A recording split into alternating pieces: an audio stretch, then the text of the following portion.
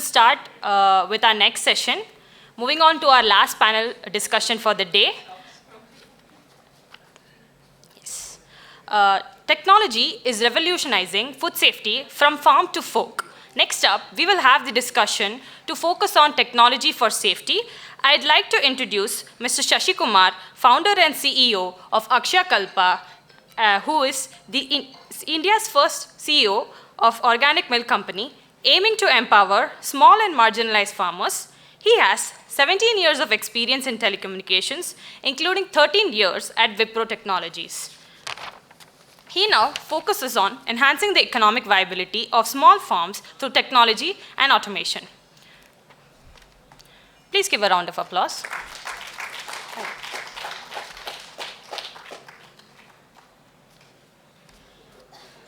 I'd like to introduce our panelist members.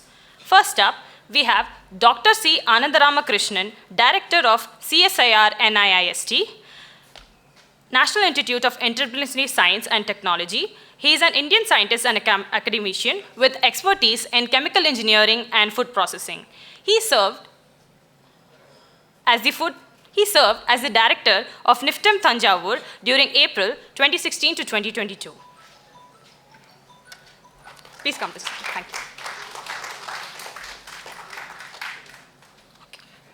Next up, we have Mr. Ritesh Prasad, Industry Consultant, Senior Manager, Diversified Industries, Dassault Systems.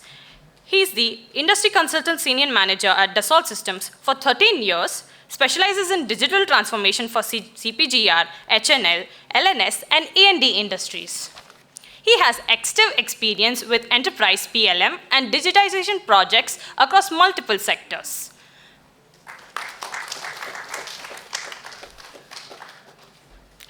Next, we have Mr. Srivatsa Srinivasa Rao, co-founder and CEO of TraceX Technologies. He is an electrical engineer, specializes in tech solutions for agriculture. With 20 years of experience, he's led initiatives in software product management, engineering, and sales for enterprises and startups in agriculture, food, and education. He's worked with Robert Bosch, Talisma, and Rojika. Please welcome to the stage. Please give them a huge round of applause. Dr. Shashi, sir, over to you. Thank you. Thank you very much for the introductions. Welcome to the panel. I think from afternoon there have been a lot of discussions around testing and validations and a lot of interactive sessions. Especially Dr. Gowda has been anchoring some of those sessions. Today I would like to bring on three very important topics for any food business operator, where he has to ensure, okay, anything is in front of him, okay, how do you trace it, okay, in a limited amount of time he has got access to. And also, when a food business operator, before he goes to production, would it be possible to simulate or emulate various scenarios, what happens in the production, so that a lot of food waste can be avoided. And also, a lot of work which is happening under doctor, especially, okay, any food before it goes to market, okay, can you evaluate what happens in our tummy, technically in a very layman world, okay, what happens to human beings, okay, what happens in, okay, our gut. So those analyses actually now can be designed now, okay. I would like to have a very good, okay, insights from the panelists. Maybe I would like to start with Srivatsa. Srivatsa, I think your journey has been, one of the things to be emulated in industry, where a lot of pains have been taken to establish traceability. If you can talk 2 to 3 minutes and talk about what you are doing and how it is relevant in the food industry, especially for a food business operator, why traceability is so critical, and how a software can solve these problems, okay, at a scale for food industry in general. Absolutely. Thank you so much. Firstly, thanks very much for having me on this panel. It's always quite honor to be on amidst the scientists and the ones that are defining the food safety for India and world at large. I just want to give you one assurance first to begin with, and that's on a lighter note. That is me. I might just look, I might look a little different, but yeah, that is me. That was on a lighter note, yeah. By the way, I'm Srivatsa. I'm the founder and CEO of a company called TraceX Technologies. We are about a slightly over 4-year-old agri and a food startup based in Bangalore. We help enterprises achieve traceability in their supply chains using emerging technologies like blockchain. One of the problem statement that we sort of started looking at is how do we establish authenticity for the food when it comes to enabling consumers to very easily verify the claims that happens in the supply chain when if right from the point food is produced until the point food is consumed, right? That's the problem statement that we're trying to address. Started back in September 2019. So the whole idea is to do this in a way that's not necessarily done in the way it must have actually been. What I mean by that is traceability isn't new. TraceX did not invent traceability. We're just trying to see, can we give a different perspective to traceability? So when we talk about traceability, it's really about creating credible data sets across the entire supply chain, right from the producer of the food to consumer of the food, right in between aggregators, processors, distributors, retailers, and so on and so forth. While today there is information, but they're all encompassed in the disparate systems. They're not necessarily connected, exchanged, verifiable data isn't exchanged with one another more democratically, and that's precisely what we're trying to do. So with our technology, we have a software platform that runs on technologies like blockchain to help connect all the multiple supply chain participants on a single platform, help each one of them exchange data more democratically with each other. What I mean by that, I'll just explain that with maybe a use case. We work with a dairy company in Orissa, second largest dairy in Orissa, that wants to prove the authenticity or freshness of the milk. I'm sitting with the milkman here, so I think so. I'll talk about the milk use case, where the whole idea is about establishing the freshness and the quality of the milk. So the company took a decision, it's called Milk Mantra, you might know. They said, look, not every organization today that's in the milk industry very clearly come out and say that this milk is 2 days old or 5 days old or 8 days old or whatever. Right? Not all of us know what's the age of the milk that we drink, right? There, the bold statement from the founder itself was that I want to make this entire process transparent and be available to consumer. So we work with them in connecting their collection centers, milk collection centers. Where milk is collected from the first mile farmers, smallholder farmers. At the point of collection, the quality of the milk is checked, fat, SNF, etc. is checked, and that's done through one of the IoT devices. Not us, it's somebody else, but we integrate with that system. The point I'm trying to say is integrating right from the first mile, then moving up from a collection center to a bulk milk chilling center where the aggregation happens, and then there's again a quality that's tested, and then the milk all the way goes to the manufacturing unit where again before it's received at the manufacturing unit, it again goes through the quality and testing and so on and so forth, and now the raw milk is now processed into semi-finished milk, and then finally half a liter milk or curd or whatever different byproducts. So now the whole idea is how can I showcase this traceability on a half a liter milk and give consumer a power to very conveniently check the veracity of the entire information right from the collection point all the way till the manufacturing unit.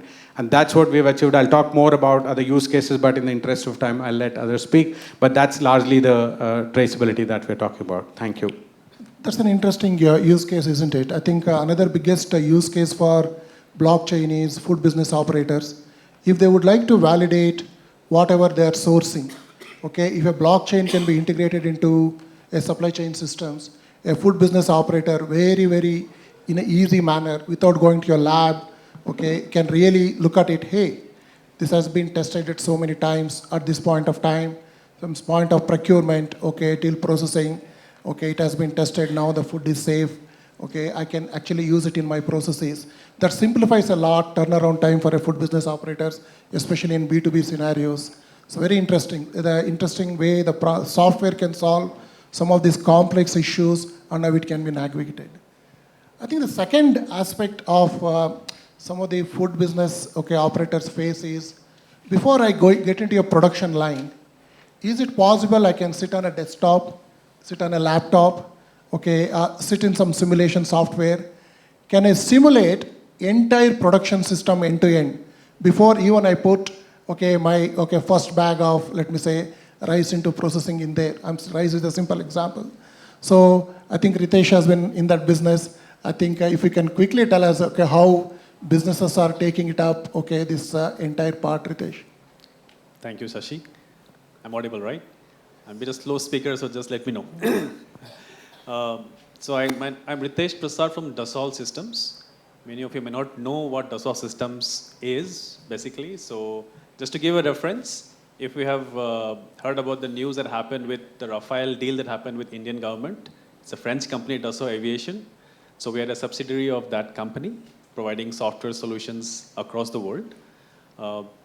So although we are from an aviation background, we are a software provider for all the industries, basically, right? And since it's modeling and simulation is our key core strength area, so this is where we bring our expertise to multiple industries to simulate their processes, not only the manufacturing part of it, but also the design and development part of it, right? So I'm talking about, when we're talking about food, right? So we're talking about different molecules, atoms, raw materials, for example. So we kind of have tools in terms of R&D for discovery of new alternative materials, or let's say now we're talking about alternative proteins, different kind of things that we are talking about, right? So these are certain R&D tools that we have that scientists use to do their, experiments and such like that. So we also provide LIMS tools to manage the complete R&D lab management processes.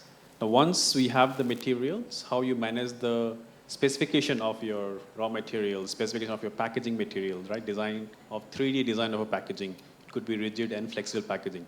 So even before you make a proto of your complete product, be it the recipe or the packaging or the artwork and labeling, if you're able to visualize it, right, virtually in 3D, could be 2D as well, doesn't matter. But if you're able to visualize the complete product and all its components virtually and make sure that it's finalized when it goes to production, and you can simulate the complete floor plan of your site, production floor, and make sure that it's lean enabled, meaning how you can optimize the efficiency in the whole production floor, because cost is an important factor. And if the companies can save in those areas, definitely for a consumer, it's a cheaper product. So kind of simulation of the complete end-to-end process virtually is what we bring into the table, right? So this, I'd like to stop here now. Probably in the next we'll take up more sessions. Yeah, that's amazing, Ritesh. Just to give one more example, where the optimizations of such a simulation come is, it can be in pieces. For example, how your entire electrical system behaves. What is your peak load, and what is your connected load. There's a lot of correlation between these two in terms of in production systems, how we can optimize. We can actually drill down into PISA level. We can clearly say, this will be my peak load, this will be my connected load. And what is the relation between a peak load and a connected load? And how much, I can actually taper this one so that, I need not really get into a breakdown situations. There are a lot of things can be done, I've been personally used Dassault simulations, as part of my telecommunication engineering, especially in the traffic simulations. I've used it and I've got a background in that. That has been the amazing change it has brought into telecommunication industry, network planning, and it's also similarly viable or usable in food industry. Moving into next, our panelist, I think one of the well-known authority, on food systems. They have spent their lifetimes, working on innovating various things, especially providing industry-based solutions, Dr. Ananda Ramakrishnan. So, sir, to you, and just take through some of the key changes on the food industry side, maybe a couple of technologies which have been off late, in the fore. Thank you. Thank you, Shashi. And first of all, thank you, Dr. Lalita ma'am, and also Sagarika invited me for today's panelist. And my journey is what, as he mentioned, is the three institution. I started my career as a scientist at CFTRA, then director at NIFTAM Tanjavur, 6 years. Now, right now, the director of CSIR NIST Trivandrum. Each one has a different experience for me. One is that when I junior scientist at CFTRA, I look at to develop a product that give more viable, more absorption in our body, especially for the nutrient. If you look at 2 billion population still not accessing nutritious food throughout the globe. How to enhance the nutrition absorption? For example, iron, we are telling folic acid, iron, anemic. 60% population in the country is anemic. How to solve? 20 years we are working on it. Problem is that selenium and vitamin D, except these two nutrients, all the nutrients absorbs less than 50%. Iron absorbs only 10%. How to enhance this absorption of the iron? That's what I started taking my career of the research. Can we go for the nano-size particles of the iron nano delivery systems? Yes, we can. But how to test this one? That is the biggest question mark as comes to that time. That time we can't go for the nano material, 2008, 10. In India, it is not allowed elsewhere. But TNO system in Netherlands, artificially, they developed the human digestive system. Can we do such things for our nation? That's what I started developing the human artificial system. That is not that easy. Our GI tract is almost equivalent to your brain. How to replicate our God-created system? But we could able to do some extent. What we did, we taken the human volunteers, we did a MRI image. Per minute, we'll get 120 images. That means per second, you have 2 images. Then we constructed these 2 images per second into the 3D image, then 3D printer. That is the first 3D stomach has been created by the CFTRA Mysore. Then we made the stomach. Then we move on to the intestine. We have the 7-meter length of the intestine. There only most of these nutrients is absorbed. If you take the passive absorption of this nutrient. How to replicate that into? That is another challenge. The segmentation motion, villi, microvilli. Then we have done that as well. Now the system is ready, the validated. We can put any of the product, whatever we develop in the food processing operators or the new innovative product. It gives bioavailability, bioaccessibility, disintegration kinetics. When pyrolicule opens, how it absorbs. Everything we standardized. It is, I can't claim it is 100% replicated. But as much as possible, we went close. But we put a lot of back-end mathematical model to match with what God created. This is what the journey I did. Now it is the only 2 to 3 system in the globe can go such a close level of monitoring the food molecule, how it absorbs. Come to the safety, yes, nano what we did. TNO system, we can't use the nano material to see the toxicology studies. But our system, what we develop, it can be done. That's the beauty of this, because we put even microvilli into our system. Right now, it works well. But where is the lacuna is the oral processing. This decides what is the later stage of your mechanical and digestion happening in your stomach. Now we are working on developing the oral system. But again, God has done differently. If you take that curd rice, I'll take 1 more minute. If you take the curd rice, you swallow. If you enjoy the biryani, you'll keep it more. Who decides? Which is the environment decides, taste decides, or the look, smell. So this brain decides. So we wanted to look into that. Now we are trying to use artificial intelligence along with the brain mapping, how this oral processing happening to attach this oral processing along with the stomach. Later on is the large intestine. Without that, you can't complete the whole digestive process. Right now, we are looking into that microbiota, how it is. This fiber goes, how it is changes the whole microbiota. That's what all about my research. Last 20 years, I tried to do that. Before I retire, I try to complete as close as the human digestive system. That's what my plan.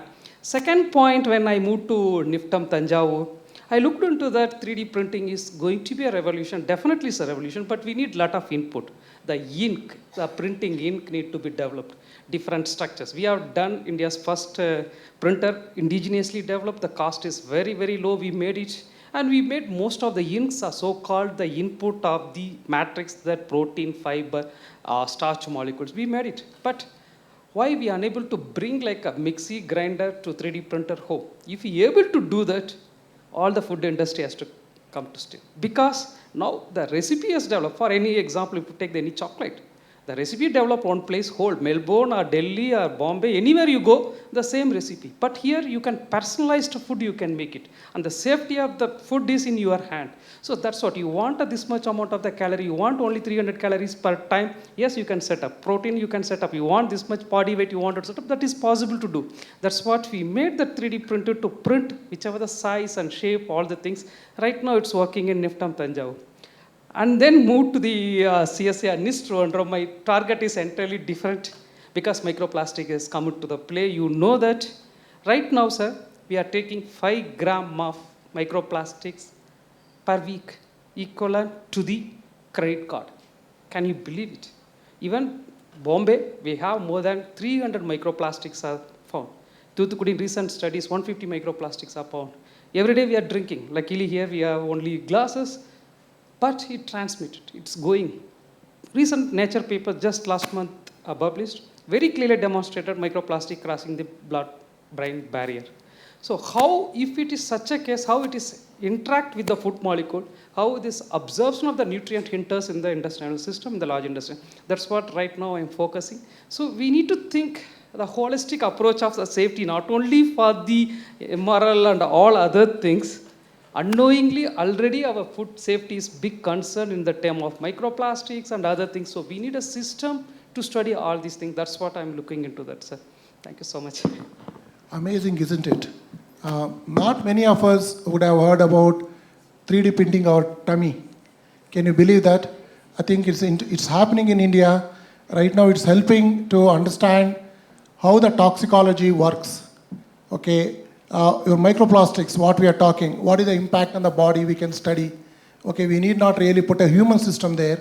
We have developed those kind of technologies and is in-house. Okay, I think a lot of credit to you, doctor. Okay, I think over a period of last 20 to 30 years, amazing work has been done, okay, in that space. I think it's right time that food business operators start using these technologies to see how safe the food, what we are taking in, okay, in what challenges, okay, it is going to create. For example, if you are packing, okay, any food in a plastic pouch, what is going to happen? Probably we can study that, okay, and we can present that credible data in front of a consumer. Hey, you know, this is exactly what happens if my packed food in a plastic container. So that's amazing, doctor. So staying on the same discussion, I think one aspect is the technology aspect. Okay, one is the software part of it. Another is, okay, can you emulate or simulate what is going to happen? Third is, okay, some of these technologies which we are developing, okay, be it, okay, let me say, 3D printing a human tummy and trying to understand food impact. So how feasible or how, okay, let me say, accessible, okay, how cost effective, okay, these are for a typical food business operator to use. And Srivastava, I would like to start from you. Thank you. Sure.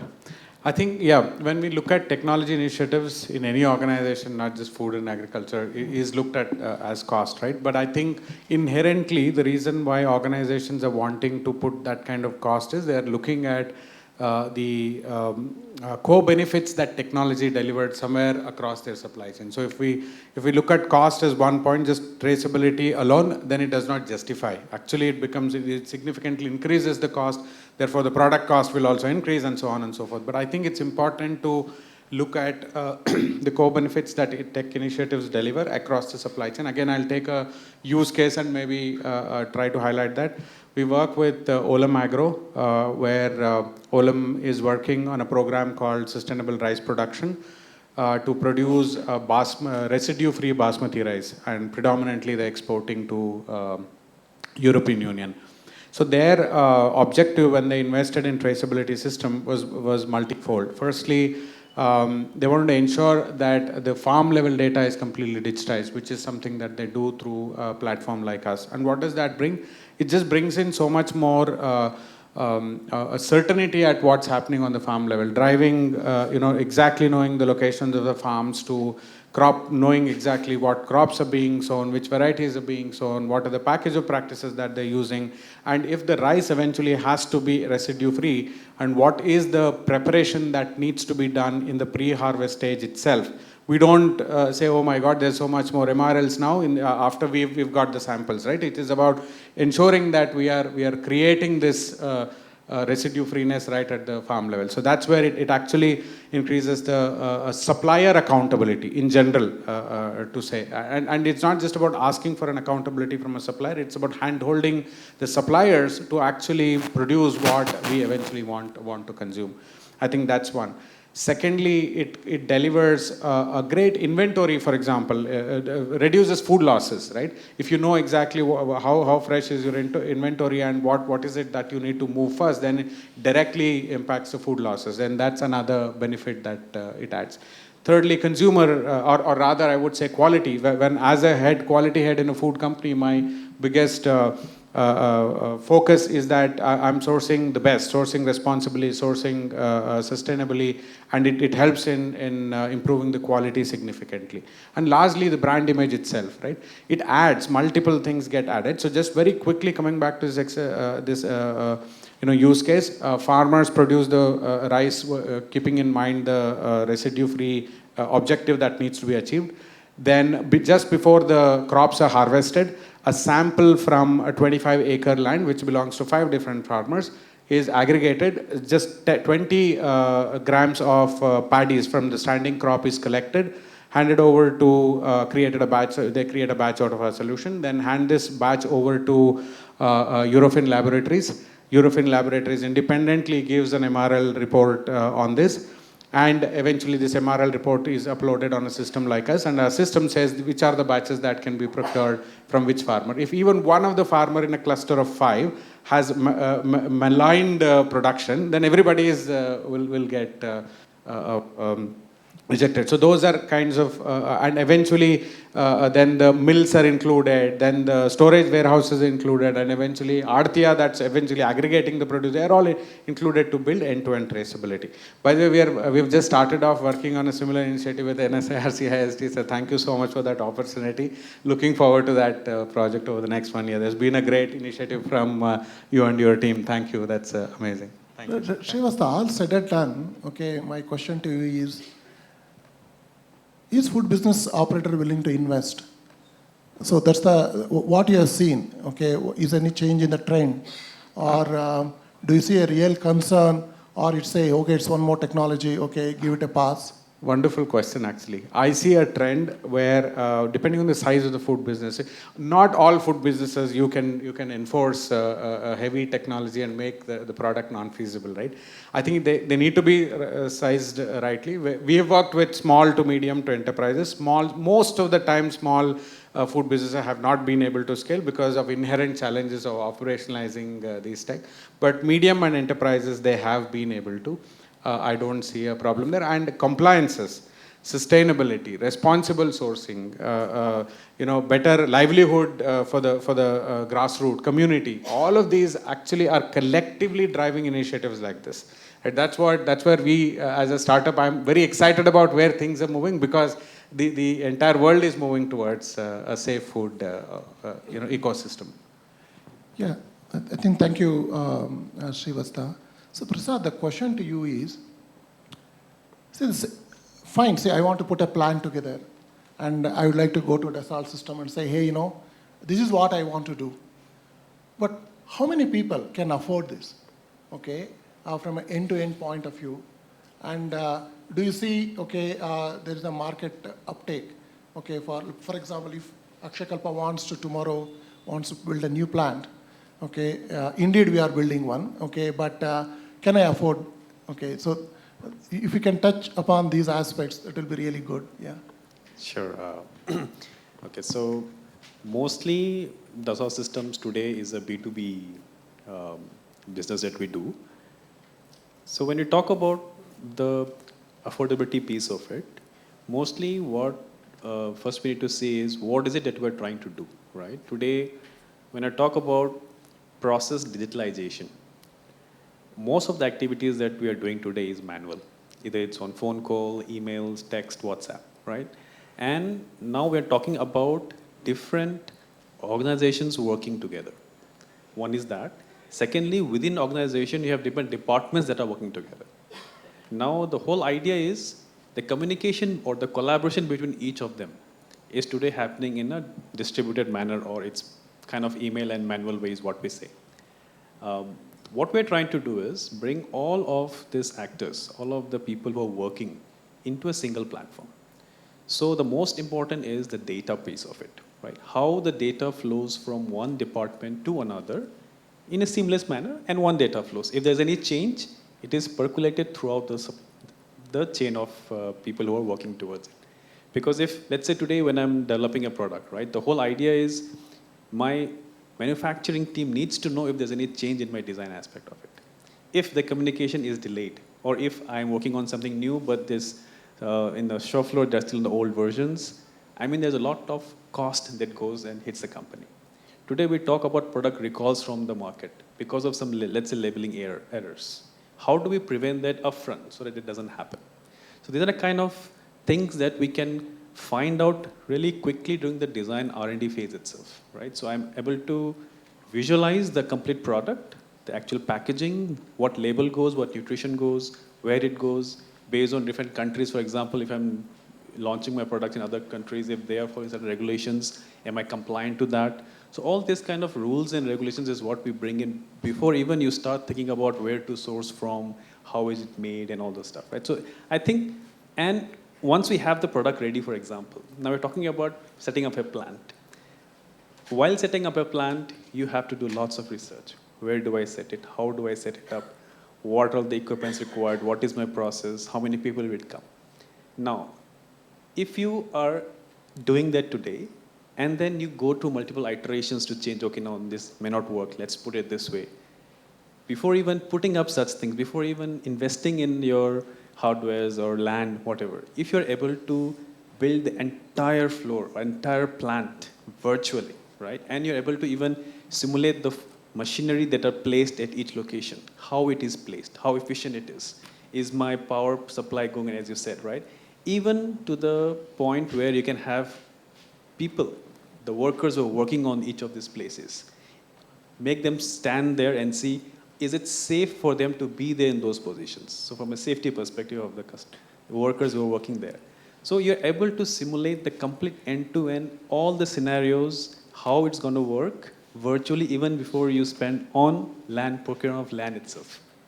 Then you see how at first time itself you're able to establish your plant in a faster way, and then, and I feel the value that you get out of it is immense, because there are lots of saving, and also if you're trying to launch a product, your cycle time reduces a lot, right? So that's where it is. So, but again, so that comes is, let me say if I want to invest, okay, upfront, okay, and my ROI for that one is spread over next 20-25 years on various improvements in processes, okay, less product recalls, okay, better product presentability, worker safety, okay, floor accidents, reducing the floor accidents, reducing your electrical issues.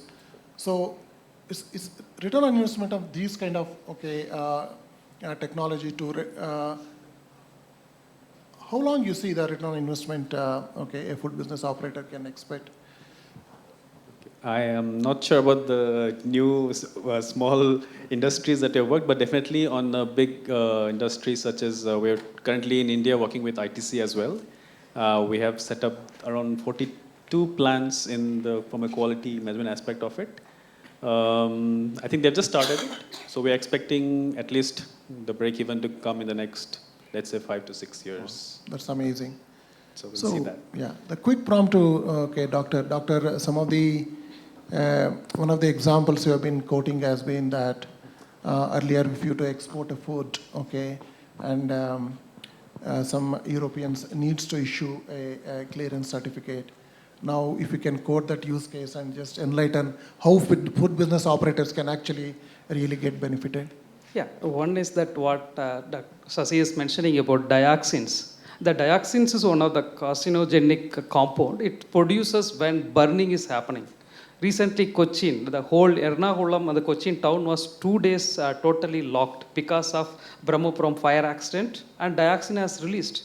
The NIST, the golden hour, we reached that point and we test the dioxins. Immediately we given the report to the Kerala government to whatever the mitigation we can do, we have done it.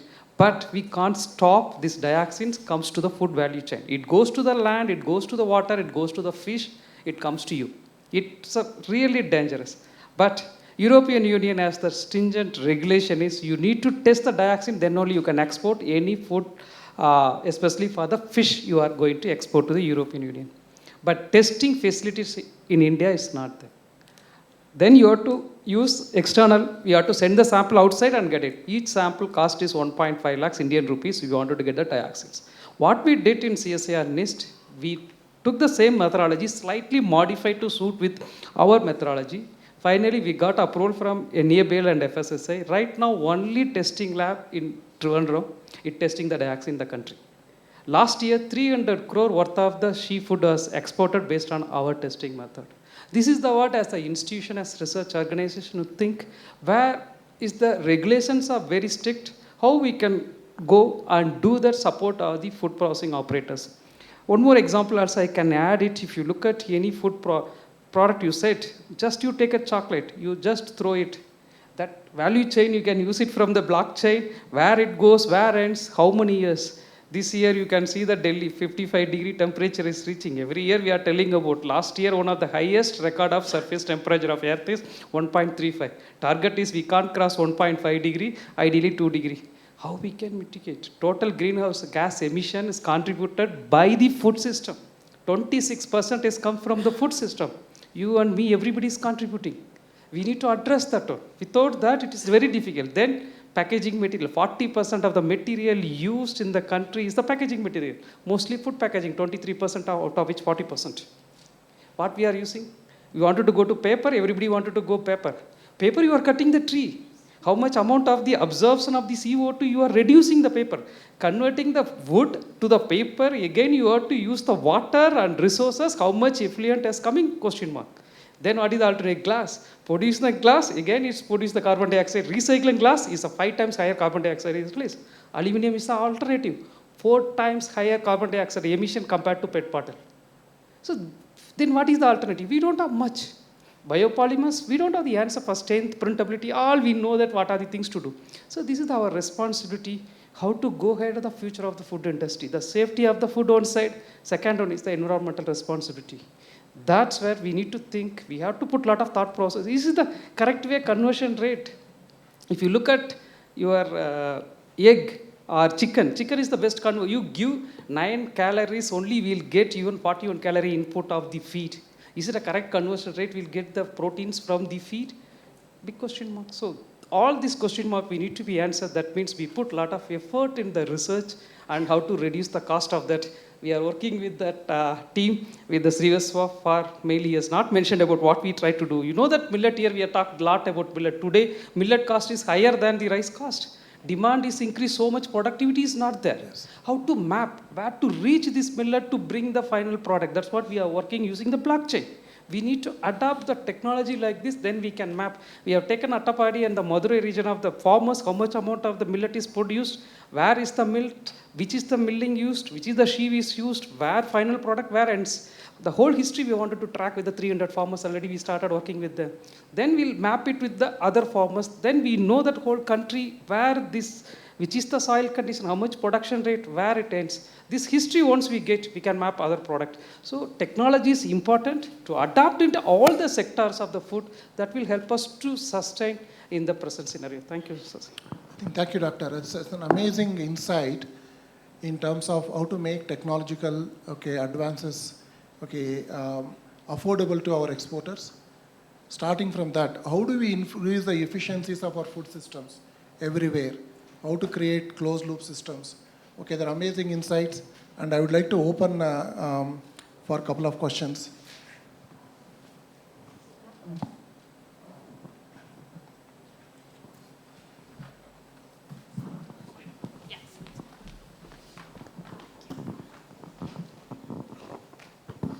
See, traceability is such an important aspect. Unfortunately, the consumerism in the country has not really grown. If you are in an advanced country, you will be sued for billions of dollars or millions of dollars. Instead of that, you could put the best technology and ensure safety. So we may have to even address the consumerism movement in the country.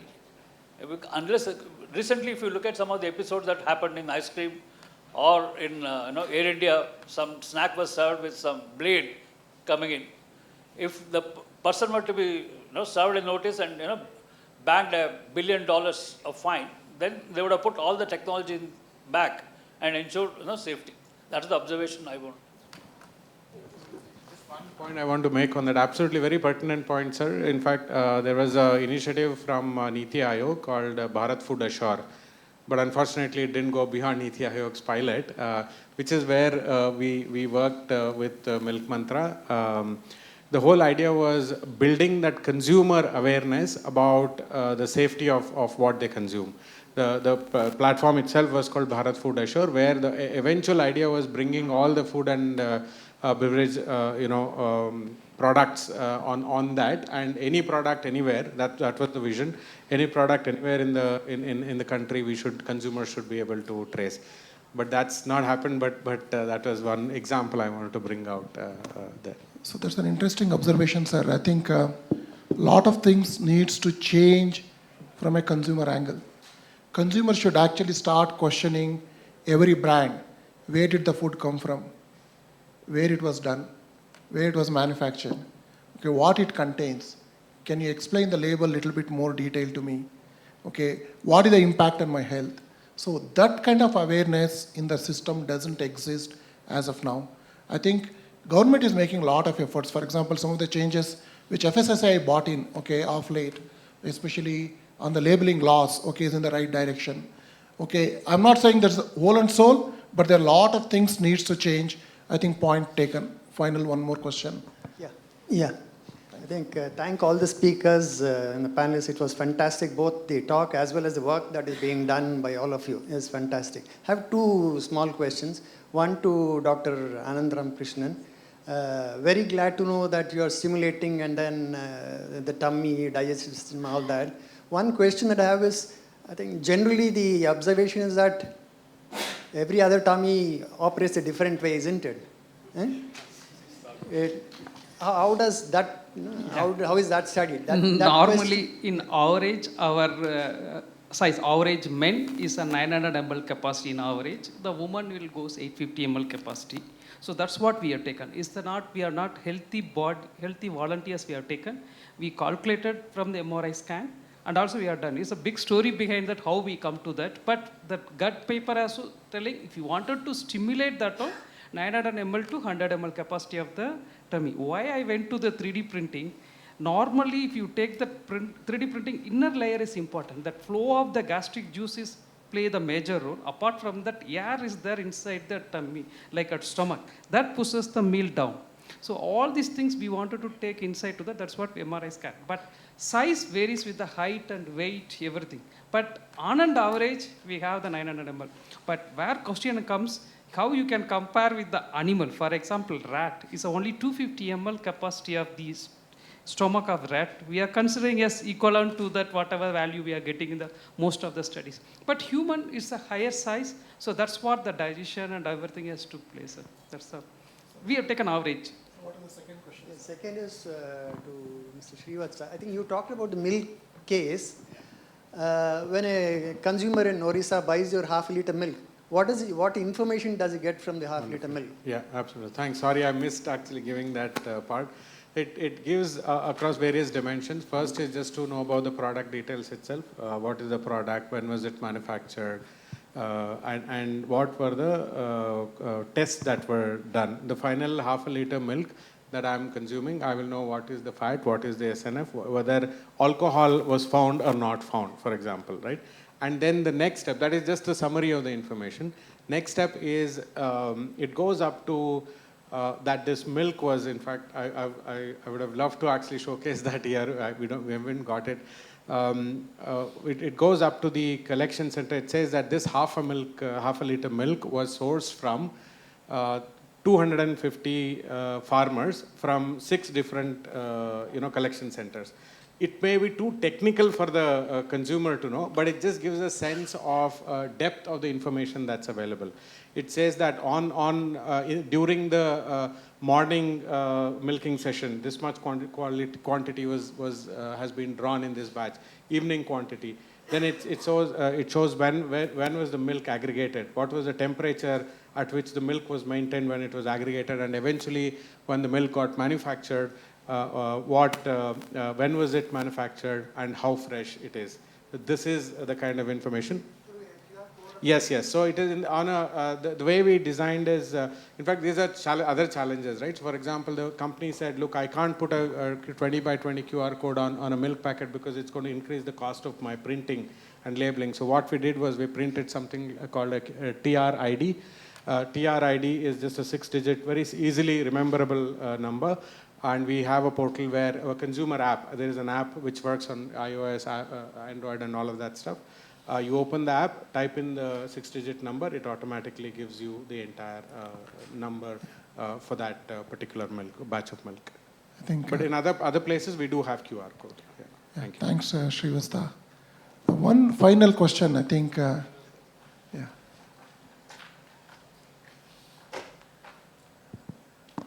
Sir, I have two questions. One for Mr. Srivastava about the traceability thing. Is it necessary to have it decentralized in a blockchain? Why can't this just be on a server normally as a normal web-based server? I think you're a technologist, are you? Yeah, yes. Good. No, very fair question. You cannot overdo technology. You're absolutely right. So that's where I said in the beginning, that's the way we are trying to differentiate traceability, right? In a centralized system, the problem is all information is held by one single party. I only have to believe what my upstream is saying or what my downstream is saying. The whole idea about creating a connected supply chain is that each of the participant in the supply chain, whether it is farmer or aggregator or manufacturer, they must be held accountable for the claims they make. And those claims are democratically discussed with everybody else. It's shown to everybody else in the chain. They're on a blockchain, because that's a very technical question that goes. On a blockchain, you have multiple of these entities that are registered on a blockchain. Each one of them, they have their own interface to put data and retrieve data from the blockchain, or other business application. Just that blockchain is there in the backend. And the claim says that the rice mill said that they process so much quantity of paddy and into rice, and this is the day they did. That is their claim, not somebody else saying that at the final end saying that, look, it was processed yesterday. So that's the whole idea of decentralized system and bringing accountability for each of the actors. That's what is missing today in the ecosystem, if you see. Yeah. Second question? What is the second question? I also want to ask regarding the simulated digestive tract that Anand Ramakrishnan mentioned. Is that just a physical simulation, or is there any tissue simulation, the absorption simulation and all? Everything is there. We can't go with only a mechanical simulation. It has the total pepsin, all the enzymes, what it is that's what I said, microflora, also, everything is there inside. And we maintain the temperature, pH, all the things we've taken into account, including the pyrrolic values that are difficult to design, that also we have done with the recent system, what is there in the CSA nest. Yeah. So is the lining made of actual human tissue, or what is the material then? No, one is that 3D printed is the silicon rubber. We made it the same stomach in the silicon rubber. You may be asking the question of intestine. Yes. That's what I said. A TNO system has used the different membranes.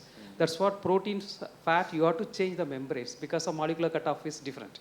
What we did, we put the real intestine and we put inside, and we kept it that for the 2 hours to 4 hours in the intestine of duodenum, jejunum, or helium. So that's what we could able to map. Only thing, that surface area, that mathematical model will give that. That's what our system is far better than whatever right now 3 systems running throughout the globe. This system goes very close to the human system because of we are using the actual intestine. That too chicken intestine we used. Because of that surface area as well as villi, that length and breadth, all are equivalent to the human. That's what we put it. Yeah. Thank you, Doctor. I think in the interest of time, I would like to thank panelists sharing their amazing insights on the software side, simulation side, and practically going into human tummy and figuring out, what is the absorption rate to toxicology implications end to end. Thank you very much. I think it has been an enlightening session. Thank you. Thank you, sir. I'd request you to please honor all our panel members.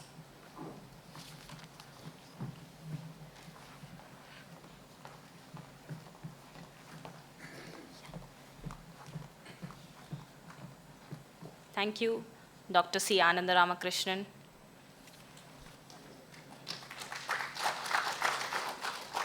Thank you to Mr. Ritesh Prasad.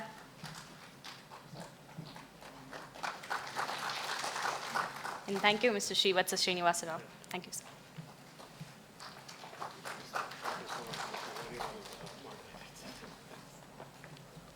Thank you, everyone. It was a very intriguing session. Yes. I'd like to request Dr. Mridul Salgame to honor Mr. Shashi Kumar.